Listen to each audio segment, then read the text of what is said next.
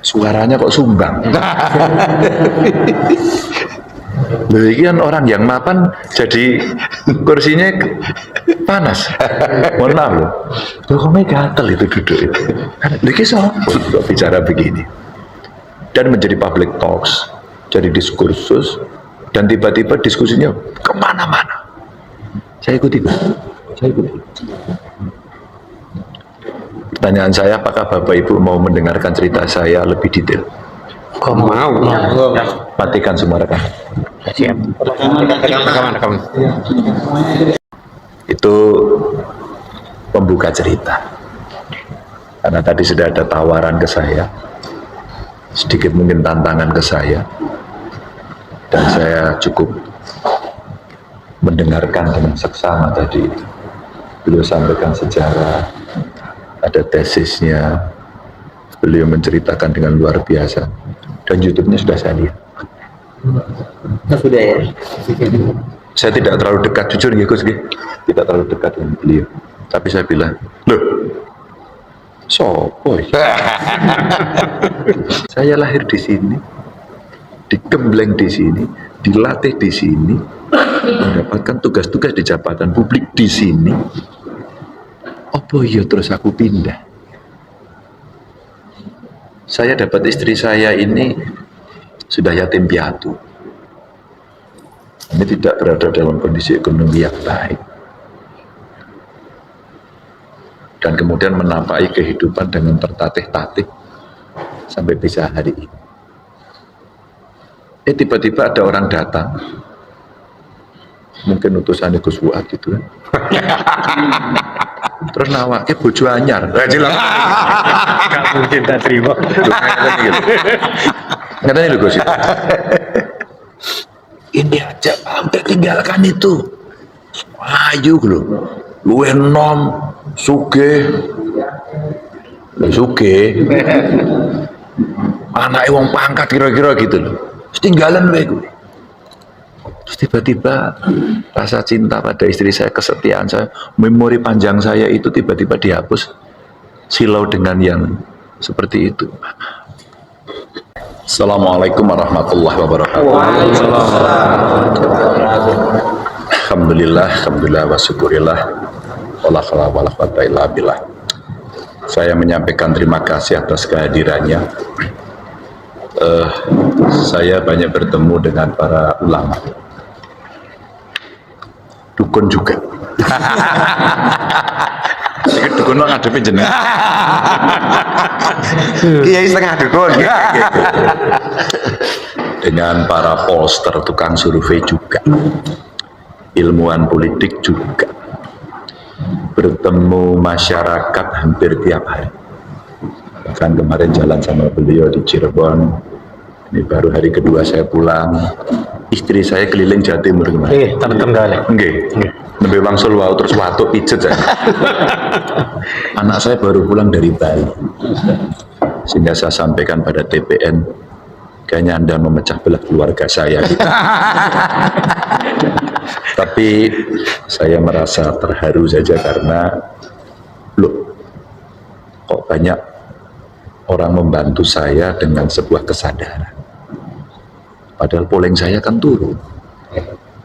Padahal terakhir dari Kompas itu rankingnya langsung drop, langsung nomor 3. Dan kemarin nomor 1, melesetnya nomor 2. Para alim ulama, romo kiai semua yang hadir.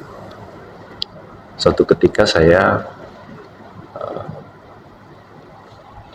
main ke tempatnya Pak Roy Shihab. Menarik buat saya karena saya diajak makan dan keluarganya kumpul di sini. Ada cucunya. Dan saya didoakan. Doanya ini sederhana. Tidak panjang. Tidak pakai bahasa Arab. Saya doakan saja. Saya doakan yang terbaik. Itu saja. Itu majelis ke saya. Makanya sudah tahu belum kira-kira siapa yang akan jadi presiden. Kira-kira ngobrol panjangnya gitu. Sudah. Siapa sudah ditulis di langit. Dari mana tahu? Ya dari langit itu. Siapa orangnya? Tunggu nanti pada saat coblosan. Tapi sudah dituliskan di sana. Tugas saya hanya dua saja. Satu, saya berikhtiar, dua, berdoa. Itu saja. Terus saya lihat video-video beliau, ada yang menarik.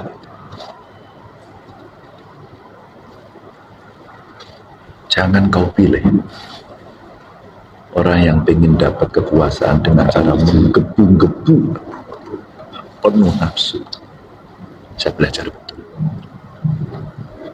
Karena saya pernah 4 kali bapak-bapak berkompetisi. 2 kali di DPR. Kebetulan kepilih terus saya. Terus. Dan tiba-tiba periode kedua saya di DPR belum selesai, Bu Mega minta dengan cara sedikit memaksa. Padahal saya itu popularitasnya hanya 8%. Elektabilitasnya itu 3-4%. Itu modal awal. Dan yang dukung itu cuma PDIP. PKB nggak mau dukung dari dulu. Tapi saya bersaudara dengan mereka. Dan saya biasa-biasa saja. Diamanai rakyat. Saya menang. Sendirian. Periode kedua, waktu itu wakil saya pun Pak Heru, mantan Bupati Purbalingga, PDI juga. Jadi jangan diusung bandeng dewean. Periode kedua, saya sudah mulai milih. Karena wakilnya berganti, saya disuruh milih. Siapa? Putar. Saya ngelamar Gus Yusuf. Tapi nggak berkenan. Sekelas belum? Kayaknya Bu Mega hanya bilang gini, kamu kenal nggak sama Gus Tats? Gus Tats? Siapa? Lo anaknya Mbah Mun, putranya Mbah Mun itu. Oh, Gus Yasin, Bu. Oh ya, Tats Yasin kok nama. Iya. Jadi kalau beliau panggilnya Gus Tats gitu. Kenal toh Bu, om niku di DPRD kok. Kamu sama itu, siap. Sepersekian detik saja. Dan beliau nggak ada di situ. Kenapa kemudian Bu Mega mengambil itu? Dan NU. Nah, beliau tadi jelaskan dengan sangat clear. Sebenarnya Marhen Nahdi ini podo. Nang desa, nang desa. Iya. Bertemulah mereka. Jadi secara kultural sebenarnya sama. Sosiologisnya sama.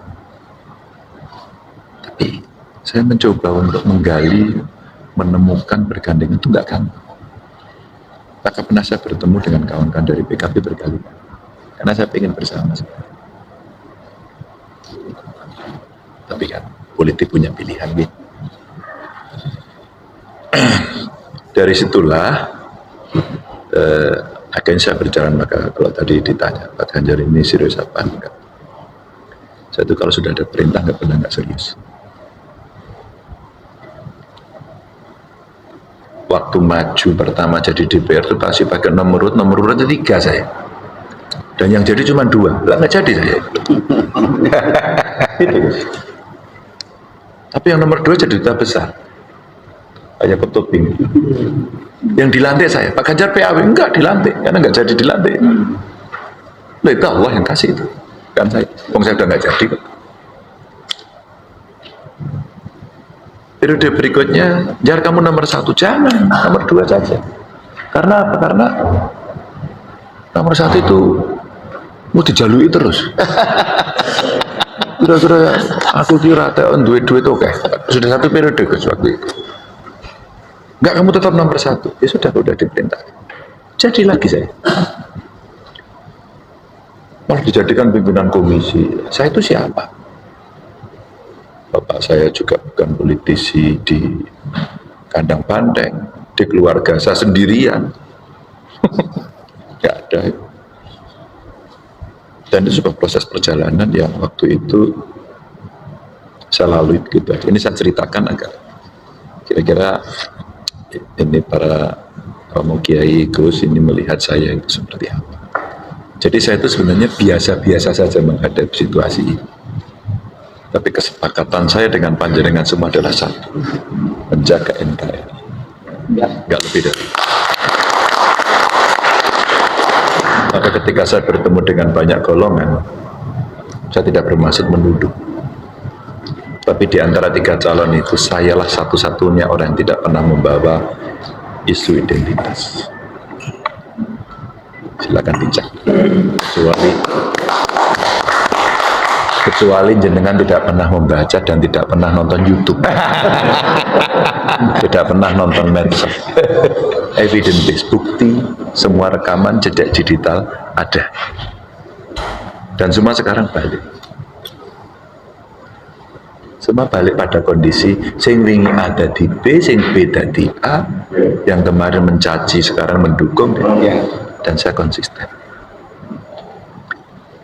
Ketika saya awal-awal maju, sahabat saya sendiri yang tidak sepakat dengan saya, ya Pak.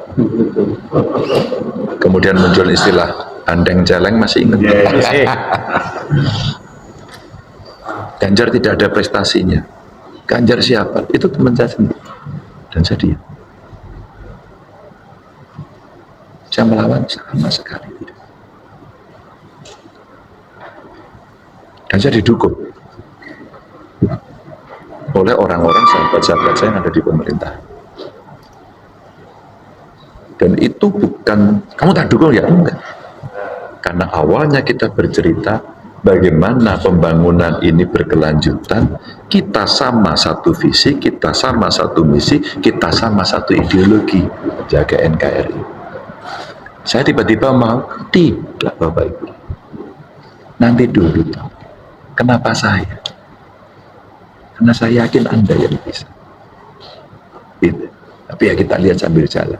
Itulah survei saya naik terus. Sampai pada titik tertentu saya istiqamah. Bismillah. Saya terima. Partai sudah ada? Belum. Partai saya belum oke. Maka ingat, ada partai-partai yang berkumpul yang diisukan akan ngusung saya. Pasti masih ingat. Iya. Apakah saya tiba-tiba pindah ke sana? Tidak. Apakah partai saya juga partai yang sempurna, terbaik? Enggak juga. Kita juga banyak kekurangannya. Tapi saya sampaikan, saya lahir di sini, digembleng di sini, dilatih di sini, mendapatkan tugas-tugas di jabatan publik di sini. Apa iya terus aku pindah? Saya dapat istri saya ini sudah yatim piatu. Ini tidak berada dalam kondisi ekonomi yang baik. Dan kemudian menapaki kehidupan dengan tertatih-tatih sampai bisa hari ini. Tiba-tiba ada orang datang, mungkin utusan Gus Fuad gitu kan. Terus nawake bojo anyar. Jelas. Gak mungkin tak terima. Katanya lho Gus. Ini aja sampai tinggalkan itu. Ayo lho.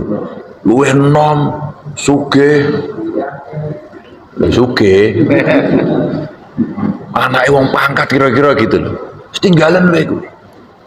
Terus tiba-tiba rasa cinta pada istri saya, kesetiaan saya, memori panjang saya itu tiba-tiba dihapus silau dengan yang seperti itu. Bahasa politik tidak sederhana itu. Dan saya begitu. Jadi kalau mengajak tarung dengan saya adalah tarung ideologis. Tidak pernah mundur saya pada soal itu. Semua sudah saya hitung. Maka saya tidak pernah ragu pada soal itu. Tapi saya hormat pada banyak orang. Itu pembuka cerita. Karena tadi sudah ada tawaran ke saya, sedikit mungkin tantangan ke saya, dan saya cukup mendengarkan dengan seksama tadi. Beliau sampaikan sejarah, ada tesisnya, Beliau menceritakan dengan luar biasa. Dan YouTube-nya sudah saya lihat. Sudah ya. Saya tidak terlalu dekat, jujur ya Gus, tidak terlalu dekat dengan beliau. Tapi saya bilang, loh, sopo ya? Suaranya kok sumbang. Loh, ini kan orang yang mapan jadi kursinya panas. Mohon maaf loh. Loh, kok gatel itu duduk itu. Lagi sopo kok bicara begini. Dan menjadi public talks, jadi diskursus, dan tiba-tiba diskusinya kemana-mana. Saya ikuti, Pak. Saya ikuti. Pertanyaan saya, apakah Bapak Ibu mau mendengarkan cerita saya lebih detail? Kok mau? Matikan semua rekan. Siap. Rekaman.